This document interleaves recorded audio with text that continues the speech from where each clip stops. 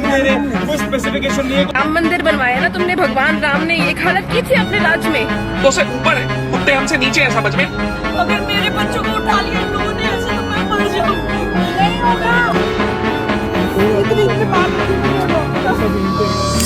11 अगस्त 2025 को supreme court ने एक हिस्टोरिक ऑर्डर पास किया जिसमें कहा गया कि दिल्ली एनसीआर के सारे स्ट्रे डॉग्स, हाँ एक डॉग्स को सिर्फ 8 हफ्तों के अंदर पकड़कर शेल्टर्स में शिफ्ट किया जाए और इसके बाद उन्हें कभी सड़क पर वापस रिलीज नहीं किया जाएगा। इस डिसीजन का बैकग्राउंड काफ़ी शॉकिंग है। सिर्फ 2025 के पहले 8 महीनों में दिल्ली में 26,000 से ज़्यादा डॉग्स बाइट्स केसेस रजिस्टर हुए हैं, जिनमें 49 केसेस रेबिस के भी थे। सो हर दिन एवरेज 2000 से ज़्यादा डॉग बाइट्स हो रहा है। जब आप ये नंबर सुनते हो तो समझ आता है कि पब्लिक सेफ्टी काफ़ी सीरियस कंसर्न बन चुका है। लेकिन सवाल ये है, क्या ये फैसला प्रैक्टिकल है? इसे जानने के लिए हमें थोड़ा दिन पीछे चलना होगा। दिल्ली के स्ट्रे डॉग पॉपुलेशन ने पिछले 15 से 16 सालों में ज़बरदस्त ग्रोथ दिखाई है। 2009 में जब लास्ट ऑफिशियल डॉग सेंसस हुआ था तब नंबर था लगभग 5.6 लाख डॉग्स और आज एक्सपर्ट्स का ये एस्टिमेशन है कि ये गिनती बढ़कर 8 से 10 लाख के बीच हो चुकी है। डॉग बाइट्स की बात करें तो 2022 में सिर्फ 6,500 केसेस रजिस्टर थे। 2023 में ये नंबर बढ़कर लगभग 18,000 हो गए थे। फिर 2024 में एक जंप आया और लगभग 70,000 केसेस रजिस्टर हुए और 2025 के पहले 8 महीनों में ही 26,000 से ज़्यादा केसेस रिकॉर्ड हो चुके हैं।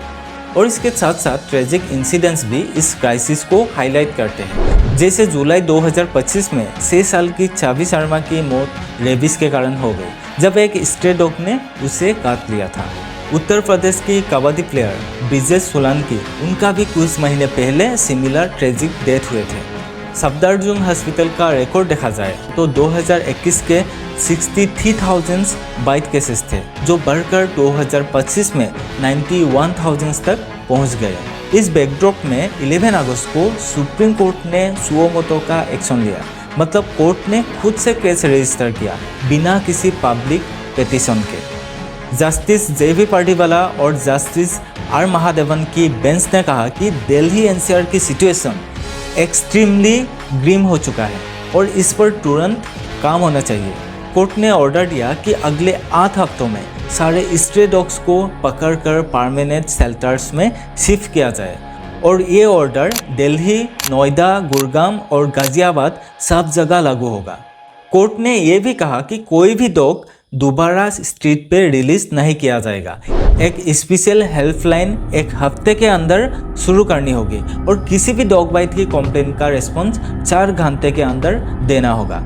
और जो भी इस ऑर्डर को ऑब्स्ट्रक्ट करेगा, यानी कि किसी ने इस ऑर्डर को मानने से इनकार करेगा, तो उसके खिलाफ कॉन्टेम्प्ट ऑफ कोर्ट का एक्शन लिया जा सकता है। इन सब में सबसे स्ट्राइकिंग बात ये थी कि कोर्ट ने एनिमल बर्थ कंट्रोल रूल्स 2023 को एब्सर्ड बताया और कहा forget the rules, face reality.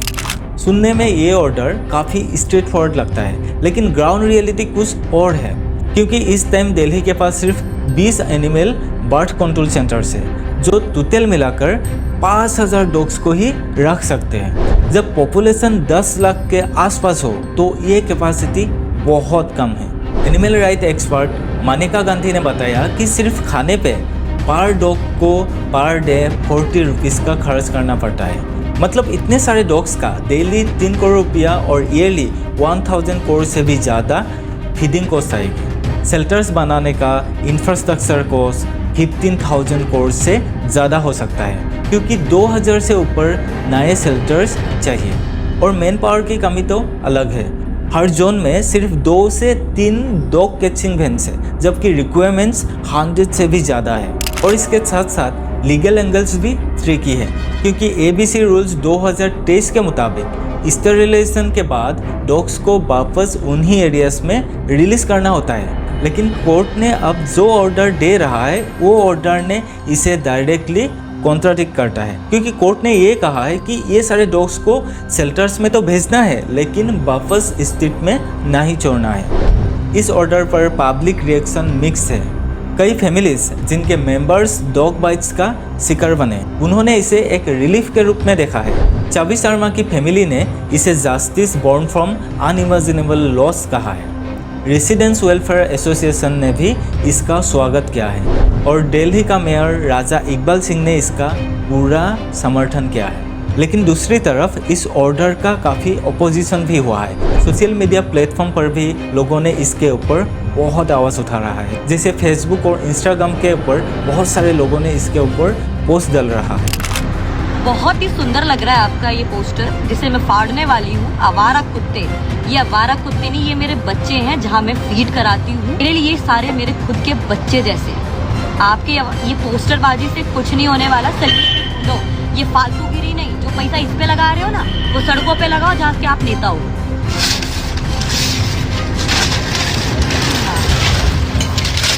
Netaji, आप वहीं तक अच्छे लगते हो जहाँ पे आप लिखते हो कि होली की शुभकामनाएं, छठ पूजा की शुभकामनाएं, नव वर्ष की शुभकामनाएं। यहीं तक आप अच्छे लगते हो, ये सब नहीं अच्छा लगता आप पे। At the same time India Gate पर 40 से ज़्यादा एक्टिविस्ट को प्रोटेस्ट करते हुए डिटेन किया गया। एनिमल राइट्स ग्रुप जैसे पेटा ने इसे इम्प्रैक्टिकल, इलॉजिकल और इलीगल कहा। इसके साथ साथ बहुत सारे सेलिब्रिटीज ने भी इससे ओपनली अपोज किया, जैसे कि जॉन अब्राहम ने चीफ जस्टिस को लेटर लिखा, जानवी कपूर और वरुण धवन ने सोशल मीडिया पे प्रोटेस्ट किया और रवीना टंडन, बीरदास जैसे लोगों ने भी इसके ऊपर बहुत स्ट्रॉन्ग रिएक्शन दिया। एनिमल राइट एक्टिविस्ट का कहना है कि ये स्ट्रे डॉग्स नहीं है, बल्कि ये कम्युनिटी डॉग्स है जो टी स्टॉल्स पे बिस्किट का वेट करते हैं, शॉपकीपर्स के गार्ड बनकर सड़कों पे रहते हैं और लोगों के साथ एक रिश्ता बनाए हुए हैं। लीगल एक्सपर्ट का भी कहना है कि कोर्ट ने पॉलिसी मेकिंग टेरिटरी पे स्टेप कर लिया है जो जुडिशरी की लिमिट क्रॉस करता है। अगर हम इंटरनेशनल मॉडल्स देखें तो नेदरलैंड्स और भूटान ने स्ट्रे डॉग क्राइसिस को ह्यूमन और साइंटिफिक तरीके से सॉल्व किया, वो भी बिना मास रिमूवल के। नेदरलैंड्स ने तो बिना मास रिमूवल के 0 स्ट्रे डॉग पॉपुलेशन अचीव किया है। वहाँ कैट्स, न्यूटर, वैक्सीनेट, रिटर्न यानी कि CNVR प्रोग्राम चलाए गए हैं। उन लोगों ने पेट डॉग एडॉप्टेशन को बढ़ावा दिया और स्ट्रिक्ट एंट्री क्वालिटी लॉस लागू किया। इसका रिजल्ट क्या हुआ? 0 स्ट्रे डॉग पॉपुलेशन और 90% हाउस होल्ड में एडॉप्टेड पेट्स। भूटान ने 2009 से 2023 तक 14 साल के प्रोग्राम में 1.5 लाख डॉग्स स्टेरिलाइज किया, वैक्सीनेशन की, माइक्रोचॉपिंग की और वॉलंटियर्स को इन्वॉल्व करके 100% स्टेरिलाइजेशन अचीव किया, और वो भी सिर्फ 29 करोड़ के कॉस्ट पे। नेदरलैंड्स और भूटान ये कंट्री साबित करती है कि मास रिमूवल से अच्छा है कि लॉन्ग टर्म स्टेरिलाइजेशन और वैक्सीनेशन पे फोकस करना।